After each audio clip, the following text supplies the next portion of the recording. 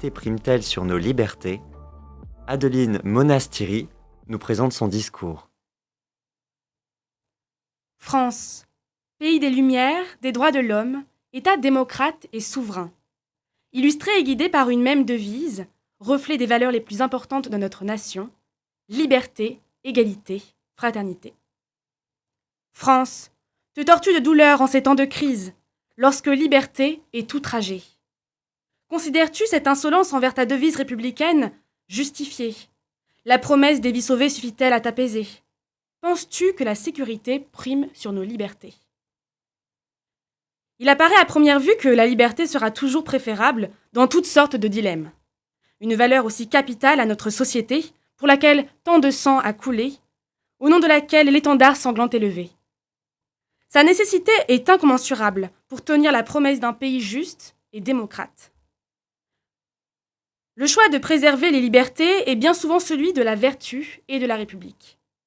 L'histoire elle-même ne flatte pas le principe de la sécurité primant sur nos libertés. Nombreux ont été responsables des pires noirceurs sous prétexte de garantir la protection des citoyens. C'est en abusant de leur contrôle des forces de l'ordre que de nombreux États totalitaires ont imposé leur joug. Ainsi, il demeure condamnable de promettre la sécurité physique au prix de la condamnation à une prison morale. La France ne fait pas exception et fait assidûment primer la liberté, Marianne m'en soit témoin. Pourtant, il n'y a pas d'équilibre sans exception. Et malgré tous nos acquis sociaux, les temps actuels ont tout chamboulé. Le poids des principes a perdu sens lorsque l'équilibre de la nation française était en jeu. Et dès lors que des milliers de vies et qu'un système tout entier sont menacés d'effondrement, le droit lui-même permet au gouvernement de porter atteinte à la liberté. Les étudiants en droit le savent bien. Lorsqu'il est justement contrôlé, l'état d'urgence est parfois nécessaire et justifié. L'exemple récent de la vaccination collective éclaircit mes propos. L'état d'urgence une fois proclamé, le gouvernement a plus ou moins carte blanche. La direction prise vers une forme d'obligation à la vaccination sous la menace d'atteinte à nos libertés fait grande polémique.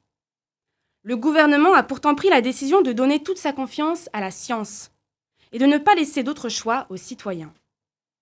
Il va de soi que la bêtise, la désinformation ou le complotisme ne peuvent pas déterminer justement l'avenir des Français. C'est alors que l'atteinte à la liberté prend sens, car celle-ci ne peut primer à la survie d'un système tout entier. Il est certain que le collectif doit primer sur l'individu dans telle situation. Aussi importante que la liberté soit, elle sera toujours secondaire à la conservation de l'État tout entier. C'est pourquoi la réponse au dilemme posé est tout trouvée. D'ordinaire, la liberté triomphe toujours.